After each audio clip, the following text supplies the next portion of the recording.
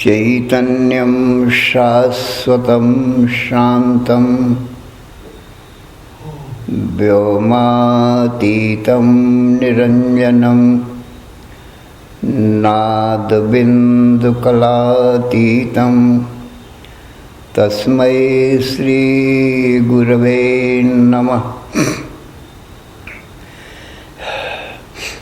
सर्वश्रुतिशिरोरत्नं विराजितपदाम्बुजं वेदान्ताम्बुजमार्तण्डं तस्मै श्रीगुरवे नमः। अज्ञानतिमिरान्धस्य ज्ञानाञ्जनशलाकया चक्षुः उन्मीलितं येन तस्मै श्रीगुरवे नमः। अखण्डानन्दबोधाय शिष्यसन्तापहारिणे सच्चिदानन्दरूपाय रामाय गुरवे नमः। अखण्डमण्डलाकारं व्याप्तं येन चराचरं तत्पदं दर्शितं येन तस्मै श्रीगुरवे नमः।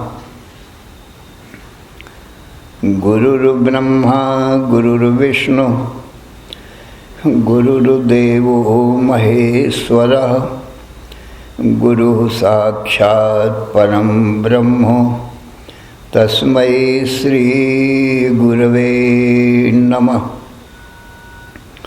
न गुरोः अधिकं तत्त्वं न गुरोः अधिकं परं गुरोः परतरं नास्ति तस्मात् सम्पूज्यते गुरोः। ध्यानमूलं गुरोर्मूर्तिः पूजामूलं गुरोपदं मन्त्रमूलं गुरोर्वाक्यं मोक्षमूलं गुरोः कृपा। ब्रह्मानन्दं परमसुखदं केवलं ज्ञानमूर्तिं द्वन्द्वातीतं गगनसदृशं तत्त्वमस्यादिलक्ष्यम्। एकं नित्यं विमलमचलं सर्वधी साक्षिभूतं भावातीतं त्रिगुणरहितं सद्गुरुं तं नमामि। ओम नमो ब्रह्मादिभ्यो ब्रह्मविद्या संप्रदायकर्तृभ्यो वंश ऋषिभ्यो महद्भ्यो नमो गुरुभ्यः। सर्वोपप्लवरहितः प्रज्ञानघनः प्रत्यगर्थो ब्रह्मैवाहमस्मि। नारायणं पद्मभवं वसिष्ठं शक्तिंच तत्पुत्रपराशरंच व्यासं शुकं गौड़पदं महान्तं गोविन्दयोगीन्द्रम् अथास्य शिष्यं श्रीशंकराचार्यम् अथास्य पद्मपादं च हस्तामलकं च शिष्यं तंत्रोटकम वार्त्रिककारम अन्यान अस्मद्गुरून् संततम आनतोस्मि। श्रुतिस्मृति पुराणानाम आलयम करुणालयम नमामि भगवत्पादम शंकरम लोकशंकरम शंकरम शंकराचार्यम केशवम बादरायणम सूत्रभाष्यकृतौ वंदे भगवन्तौ पुनः पुनः। ईश्वरो गुरुः आत्मेति मूर्तिभेद विभागिने व्योमवद्व्याप्तदेहाय दक्षिणामूर्तये नमः।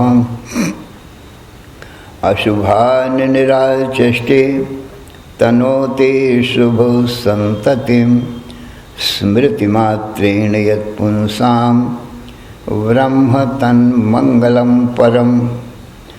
अतिकल्याणरूपत्वान् नित्यकल्याण संश्रयात् स्मर्तॄणां वरदत्वाच्च ब्रह्म तन्मंगलं विदुः।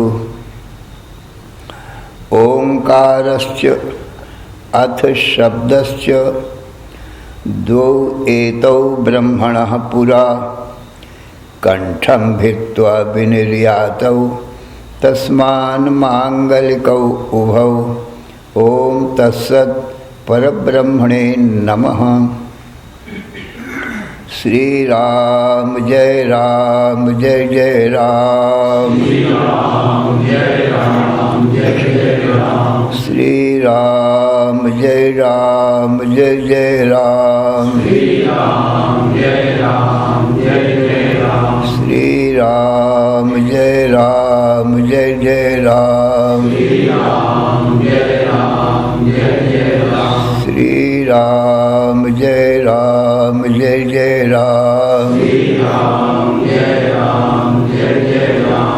धर्म की अधर्म का प्राणियों में विश्व का हर हर महादेव।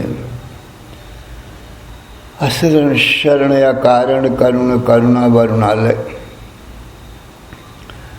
कर्तुम अकर्तुम अन्यथा कर्तुम समर्थ नित्य शुद्ध बुद्ध मुक्त स्वरूप अनंत कोटि ब्रह्मांड नायक परात्पर पूर्णतम पुरुषोत्तम परब्रह्म सच्चिदानंद घन सर्वज्ञ सर्वशक्तिमान सर्वाधार सर्वाधिष्ठान भगवान के ज्ञान से जीव सर्व दुखों से और मृत्यु से भी मुक्त हो जाता है। अर्थात उसको कभी किसी प्रकार का कोई भी दुख नहीं आता है, नित्य सुख शांति को प्राप्त कर लेता है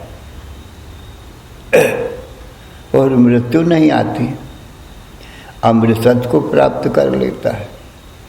इसलिए जीव को अपने परम कल्याण के लिए अर्थात सर्व दुखों से और मृत्यु से भी छूटने के लिए भगवान का ज्ञान परम आवश्यक है। और भगवान के ज्ञान का साधन भगवान की वाणी वेद है और वेद का अर्थ बताने वाले गुरु हैं सज्जनों। तो सज्जनों वेद कहता है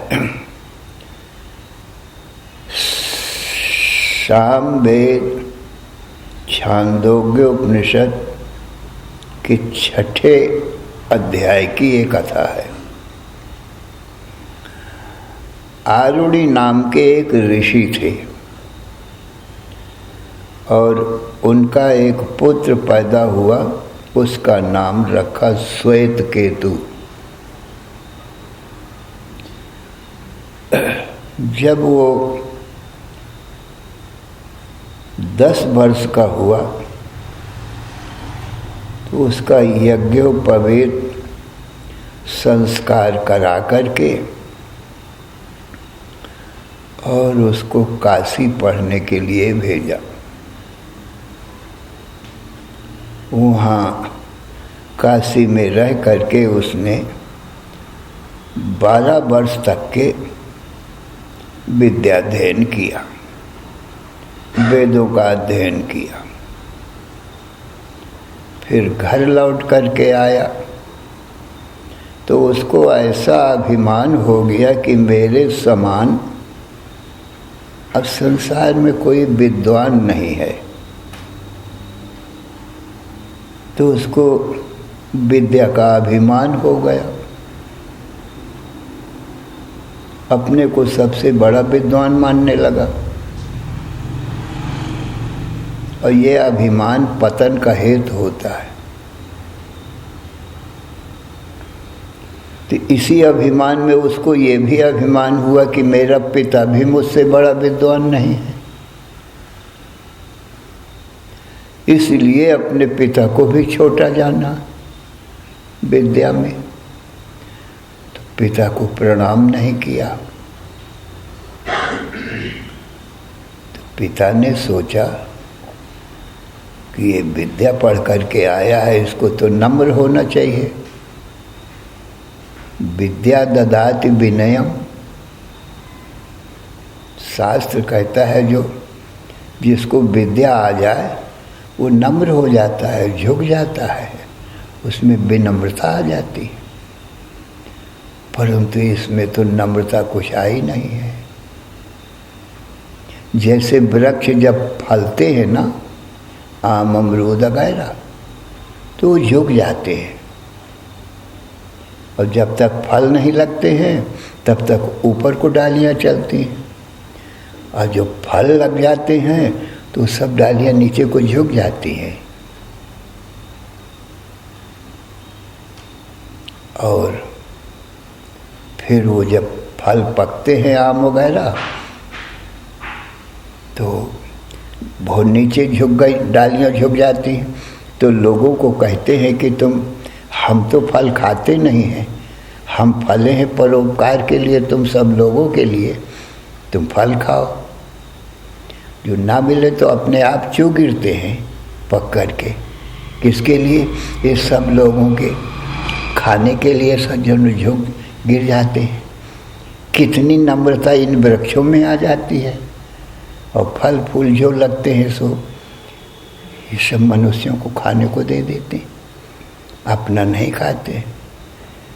बिरछा फल न आपको, नदी नाच वह नीर, परमारथ के कारणे संतन धरो शरीर।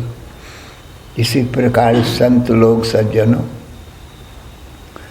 परमार्थ के लिए विद्या आई है तो दूसरों को देने के लिए और नम्रता के लिए, परंतु अपने पुत्र को अभिमान से युक्त देखा, उसमें नम्रता न देखी, पिता को भी प्रणाम नहीं किया। तो पिता ने सोचा ये अभिमान तो कष्ट देने वाला, दुख देने वाला है, अपने पुत्र का अभिमान तोड़ना चाहिए। तो पिता ने पुत्र से एक प्रश्न किया, कहा पुत्र श्वेत केतु, तुम सब विद्या पढ़े आए? बोले हाँ पिताजी, मैं सारी विद्याओं को पढ़ लिया। कहा वो एक विद्या ऐसी है जो एक के ज्ञान से सर्व ज्ञान हो जाता है। यस्मिन् विज्ञाते सर्वम इदम विज्ञातम भवति। जिसके जान लेने से कुछ जानना शेष नहीं रहता, सब कुछ जान लिया जाता है, वो एक ही विद्या है। अविज्ञातम विज्ञातम भवति, जो नहीं जाना गया है वो भी जान लिया जाता है एक ही के जान लेने से। अश्रुतम श्रुतम भवति, कभी जिसको सुना नहीं कानों से वो भी सुना हुआ हो जाता है, ऐसी विद्या है। अदृष्टम दृष्टम भवति। जिसको कभी नहीं देखा है वो देखा हुआ हो जाता है। वो विद्या तुमने पढ़ा है कि नहीं पढ़ा है? तो पुत्र चुप हो गया। कहा ऐसी विद्या तो मैंने नहीं पढ़ी कि एक को जान लो सब कुछ जान लिया जाए। जो नहीं जाना है वो भी जान लिया जाए, जिसको कभी नहीं देखा है उसको भी देख लिया जाए। ये विद्या तो मैंने नहीं पढ़ी है। तो फिर बोले क्या पढ़ा तुमने? ये तो बहुत थोड़ा ही पढ़ा है, जितना पढ़ा है तो।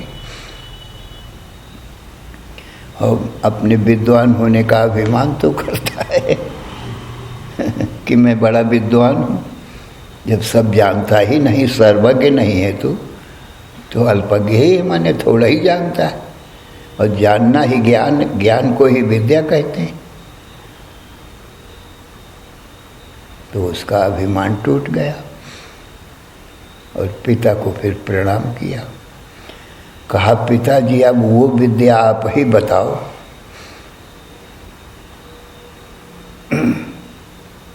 कौन सी विद्या है जो एक को जान ले और सब कुछ जान लिया जाए? तो आरुणि अपने पुत्र श्वेत केतु को बताते हैं वो एक विद्या जो सब कुछ जान लिया जाता है, कुछ जानना ही शेष न रहे। यथा सौम्य एकेन मृत्पिंडेन सर्वं मृण्मयं विज्ञातं स्यात् वाचारम्भणं विकारो नामधेयं मृत्तिकेत्यैव सत्यम्। यथा सौम्य एकेन स्वर्णपिंडेन सर्वं स्वर्णमयं विज्ञातं स्यात् वाचारम्भणं विकारो नामधेयं स्वर्णवित्तेव सत्यम। हे पुत्र, जैसे एक माटी को जान ले तो माटी से बने हुए घटमट संसार में जितने हैं सब जान लिए जाते हैं। माटी के ज्ञान से सब घटमट जान लिए गए कि माटी से जुदा कोई घटमट नहीं है।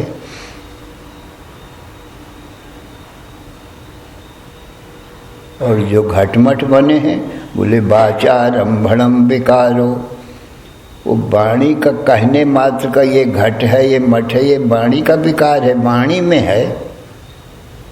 अब बुद्धि से विचार कर देखो तो घट में और ये मठ में, मकान में, कण कण में माटी समाई हुई है। कारण से भिन्न कार्य नहीं होता है, तो माटी कारण है और ये घटमट कार्य है, तो माटी से जुदा नहीं है। विचार करके बुद्धि के नेत्रों से देखोगे तो घटमट के कण कण में माटी ही समाई हुई है। और घटमट तो केवल वाणी से कथन मात्र है। माटी निकाल लो घट से और मट से तो क्या बचे? कुछ नहीं। इसी प्रकार से दूसरा उदाहरण देते हैं।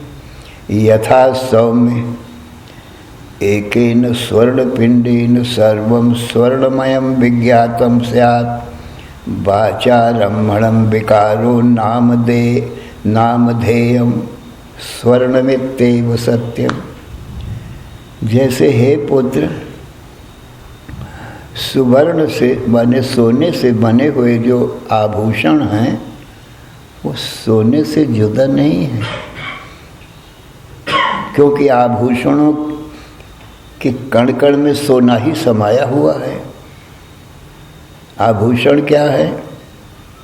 मुकुट, कुंडल, कंठा, कांची, कंकन, अंगूठी, ये सब आभूषण हैं, शरीर को शोभायमान करते हैं। पर इनमें सत्य क्या है? सोना। सोना तो पहले से मौजूद है ना, तो एक ही है ना सोना तो। और ये जो आभूषण हैं उस सोने से सुनार ने बनाए हैं। आभूषण बने बनाए तो है नहीं, सोना तो बना बनाया है पहले ही से, और आभूषण सुनार ने बनाए हैं, उसकी मानस कल्पना है।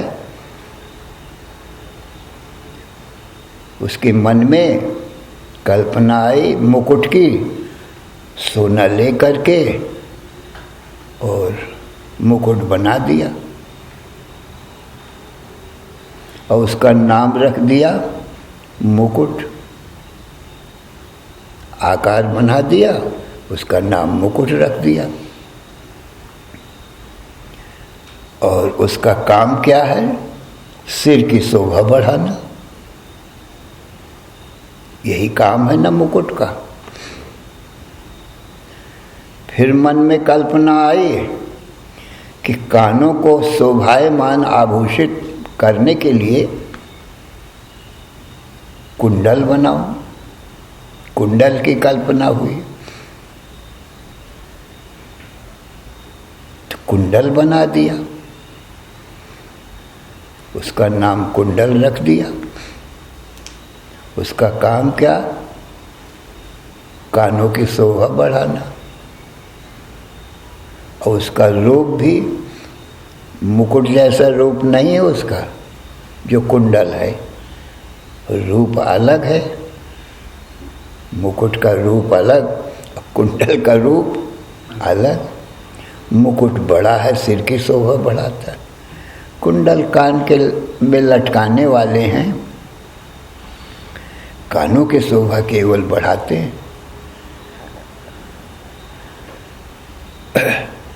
कानों की शोभा बढ़ाने का काम कुंडल ही कर सकता है, मुकुट नहीं कर सकता है। और मुकुट का काम कुंडल नहीं कर सकता है।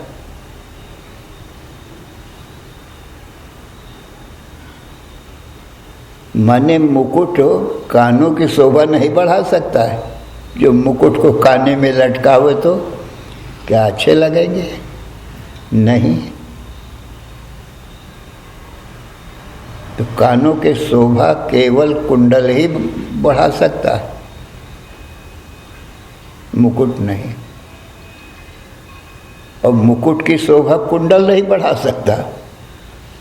माने सिर की शोभा बढ़ाने के लिए यदि कुंडल लगाया जाए सिर में तो शोभा नहीं बढ़ेगी सज्जन। एक दूसरे का काम दूसरा कोई नहीं कर सकता है। अपना अपना ही काम ये करते हैं, तो उनका नाम और रूप और काम सबके न्यारे न्यारे। परंतु सज्जनों, सोना से जुदा तो नहीं है। सोने से न्यारे माने अलग नहीं हो सकते हैं। यदि सोना निकाल लिया जाए तो न मुकुट रहेगा और न कुंडल रहेगा। इसी प्रकार सज्जनों, ये कंठ की शोभा बढ़ाने के लिए उसके मानस मन में है। कंठा के शोभा बढ़ाने के लिए कंठा बनाया, कंठे का नाम और कंठे का रूप और कंठे का काम। केवल कंठ की शोभा बढ़ाना है। कान की शोभा बढ़ाना और सिर की शोभा बढ़ाना ये कंठा नहीं कर सकता है। कानों में नहीं लटकाया सकता, न सिर में लटकाया जा सकता है कंठा। कंठा कंठ की ही शोभा बढ़ाएगा। अपना ये काम करेंगे, दूसरे का काम नहीं करेंगे। तो नाम रूप और काम कंठे का जुदा है। इसी प्रकार से फिर उसके मन में आई कांची, कटी की शोभा बढ़ाने के लिए। तो उसने कांची बनाया। कांची कमर की शोभा बढ़ाती, तो कांची कमर की ही शोभा बढ़ा सकती हो। उसका कांची ये नाम और कांची का रूप और कांची का काम सबसे अलग है। वो केवल कमर की शोभा बढ़ाएगी, कमर में पहनी जाती है करधनी। इसके बाद कलाई की शोभा बढ़ाने के लिए उसने कंकन बनाया, उसका नाम कंकन रखा। तो कंकन कलाई की शोभा बढ़ाता है, कलाई में पहना जाता है कंकन। तो कंकन ये नाम और कंकन का रूप, मुकुट कुंडल कंठा कांची सबसे अलग है, रूप भी अलग है और नाम भी अलग है, काम भी अलग है। अपना ही अपना काम ये सब करेंगे सज्जन, एक दूसरे के रूप से नहीं मिलेंगे, बिल्कुल अलग है। परंतु सोना से जुदा नहीं हो सकते हैं। आपस में नाम रूप ये काम तो अलग अलग हैं, पर सोना से अलग नहीं हो सकते हैं कोई भी। फिर मन में आया ये अंगुलियों की शोभा बढ़ाने के लिए अंगूठी बनाना चाहिए। तो अंगुलियों की शोभा बढ़ाने के लिए उसने अंगूठी बनाया। तो अंगूठी ये नाम रखा उसका, और रूप भी सबसे अलग है, सबसे छोटा रूप है अंगूठी का। इतना सा छोटा सा रूप है और उनका काम अंगुलियों की शोभा केवल बढ़ाना है, और अंगों की शोभा नहीं बढ़ा सकती, केवल अंगुलियों की। तो नाम और रूप और काम ये तीनों अंगूठी का अपना अलग है। तो एक दूसरे का काम कोई नहीं कर सकता, एक दूसरे के रूप से कोई किसी का रूप नहीं मिलता आभूषणों का सज्जन। परंतु सोना से जुदा कोई नहीं है। सोना निकाल लो तो मुकुट कुंडल कंठा कांची कंगन और अंगूठी कुछ नहीं बचेगी। सोना सब में समाया है, सोने से अलग होकर के कोई रह ही नहीं सकते। इसी में सज्जनों एक कथा है। वो कथा क्या है? एक सेठ था, बड़ा धनी मानी था और गणेश का भक्त था वो। तो उसने 10 तोले सोने की एक गणेश की मूर्ति बनवाई पूजा करने के लिए। और गणेश का वाहन आप जानते हो मूसा होता है, मूसा की सवारी गणेश जी की। तो मूसा का वाहन भी 10 तोले का बनवाया। तो गणेश और गणेश का वाहन मूसा 10-10 तोले के बनवाया, लाया घर में अपना। अब वो रोज प्रातः काल स्नान करके गणेश जी की पूजा करता था और उनका भोग लगाता था और फिर अपना प्रसाद पाता था। फिर अपने बहुत बड़ी उसकी दुकान थी कपड़े की दुकान थी, तो फिर वो अपना दुकान में चला जाता था। परंतु सज्जनों कुछ दिन के बाद में समय उसका बदला, गरीबी आ गई। देखो एक जैसा समय किसी का नहीं रहता है, समय सबका एक दिन बदलता है। गरीब अमीर हो जाते और बड़े बड़े राजा महाराजा धनी वो गरीब हो जाते हैं। हमारी देखते देखते सज्जनों हमारे जीवन में कितने राजा और धनी कंगाल हो गए, और जो धनी थे, वो जो निर्धनी थे, गरीब थे, वो अरबपति बने बैठे हैं, राजा बने बैठे हैं, मंत्री बने बैठे हैं। जो महागरीब थे। सबके दिन बदलते रहते हैं सज्जनों, एक जैसा दिन किसी का नहीं रहता है सज्जनों। आप भी देखे हो, कितने देख चुके कि कितने राजा सब राज छिन गए, सब धन चला गया धनवानों का, और जो बिल्कुल निर्धन थे, बिल्कुल गरीब थे, वो आज राजा बने बैठे, मंत्री बने बैठे। तो सज्जनों दिन एक जैसा किसी का नहीं रहता है, बदलते रहते हैं। तो सेठ जी का भी ऐसे ही दिन बदला सज्जनों, गरीबी आ गई। अब खाने पहनने के लिए भी इतनी गरीबी है, कम होने लगा। अब वो क्या करे? उसने सोचा अब अपने भगवान को बेच देते हैं, गणेश जी को, फिर जब भगवान पैसा देगा फिर बनवा लेंगे, अपने अब गुजर बसर तो करना है। तो सज्जनों ले गया बाजार में, जो ये सर्राफ होते हैं, सोना चांदी बेचते हैं, आभूषण बेचते हैं और खरीदते भी हैं, उनके यहाँ ले गया बेचने के लिए।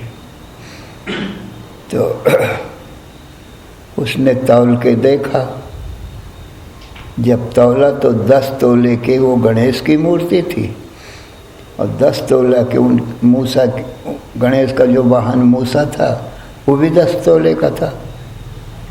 तो 1 तोले का 1000 रुपया मूल्य बताया, तो 10 तोले के 10,000 हो गए। तो 10 तोले के वो गणेश की मूर्ति और 10 तोले के ही वो मूसा वाहन की मूर्ति हुआ। तो सर्राफ ने बताया, सेठ जी भाई 10-10 तोले के ये तुम्हारे हैं, और 1,000 1 तोले का कीमत, तो इसलिए 10,000 के गणेश जी भाई तुम्हारे, और 10,000 की ये उनकी मूर्ति हुई, उनके वाहन हुए मूसा। तो सेठ जी ने कहा उस सर्राफ से, खरीदने वाले से, आपने गणेश और मूसा को बराबर कर दिया, एक कीमत। सोचो तो सही अपनी बुद्धि से, कहाँ भगवान गणेश और कहाँ उनका वाहन मूसा, तो बराबर कैसे हो सकते हैं? तो खरीदने वाला जो सुनार था,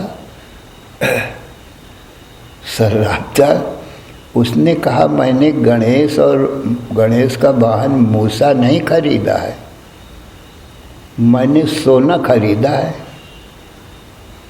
तौल करके सोना लिया, तो मैं तो खाली सोना लेता हूँ, आप अपना गणेश और मूसा ले जाइए। और जब सोना ले लेगा वो तो गणेश और मूसा फिर क्या बचेगा सज्जन? सोना से जुदा न कोई मूर्ति है, न कोई आभूषण है। सोना निकाल लो तो कुछ नहीं बचता है सज्जन। तो एक सोने के ज्ञान से संसार भर के आभूषणों का और सोने से बनी मूर्तियों का ज्ञान हो जाता है कि सोने से जुदा नहीं है, सोना एक सत्य है और आभूषण ये सुनार की कल्पना है, बनाने वाले की मानस कल्पना है ना। सोना को बनाया नहीं, सोना तो पहले ही से बनाया, जो हमेशा रहे वो सत्य है, और जो बनाया जाए और फिर मिटा दिया जाए वो झूठा है। तो सोने से ही आभूषण बनाए गए सुनार ने बनाया, अंत में गला देने से फिर सोना हो जाएंगे। तो सोना से जुदा नहीं है, इसलिए सोना ही सत्य है। तो स्वर्ण मित्यैव सत्यम वाचारंभणम विकारो नामधेयम। ये जो मुकुट, कुंडल, कंठा, कांची, कंकन, अंगूठी आदि ये नाम और रूप हैं, ये कल्पित है। सोना ही सत्य है। सोना का कितना भी गलाओ तो क्या वो नष्ट हो जाएगा क्या? मुकुट कुंडल तो खत्म होकर के सोना हो जाएंगे, जहाँ गला दिए जाएंगे तो सोना हो जाएंगे। पर सोना को गलाओ तो क्या उसका नाश होगा? वो तो और खरा निकलेगा। सोना तो तपाने से और कुंदन हो जाता है। थोड़े बहुत मैल जम गया हो तो वो भी साफ हो जाता है। तो सोना सत्य है, और सोने से बने जो नाम रूप आभूषण हैं वो वाचारंभणम विकारो नामधेयम। ये नाम और रूप तो खाली वाणी का विकार है कि ये मुकुट है, कुंडल है, कंठा, कांची, कंकन, अंगूठी है। ये तुम्हारी वाणी में है और वस्तु तो सोना है। इसी प्रकार से हे पुत्र सत्यमेकं परम ब्रह्म विदित्वयं सुखी भव। ये संसार का जो कारण है वो सच्चिदानंद घन ब्रह्म परमात्मा है। वही सत्य है। जैसे सोना सत्य है क्योंकि जो पहले से है हमेशा से वो सत्य है। माटी सत्य है क्योंकि पहले से है, वो घटमट आज बाद में बने हैं। घटमट नष्ट हो जाएंगे, माटी का क्या नाश होना है। इसी प्रकार से परब्रह्म परमात्मा भगवान जिसको कहते हैं वो तो पहले से ही है। और मन रूपी सुनार ने ये संसार गढ़ दिया है। ये संसार किसने बनाया? ये मन रूपी सुनार है, मन रूपी कुम्हार है। कुम्हार घटमट बनाता है माटी लेकर, और सुनार आभूषण बनाता है सोना लेकर। वो माटी को नहीं बनाता कुम्हार, वो बनी बनाई। आभूषण बनाता है सुनार, सोना नहीं बनाता, सोना बना बनाया है। ऐसे ही भगवान परम सत्य हैं, पहले से ही है। और ये जो मन है ना, यही सुनार है, यही कुम्हार है। ये संसार की कल्पना मन ने किया है। तो मन देखो, जागृत में मन रहता है तो जागृत का संसार बना देता है। स्वप्न तक मन रहता है सज्जनों, तो स्वप्ने का संसार भी मन ने बनाया है।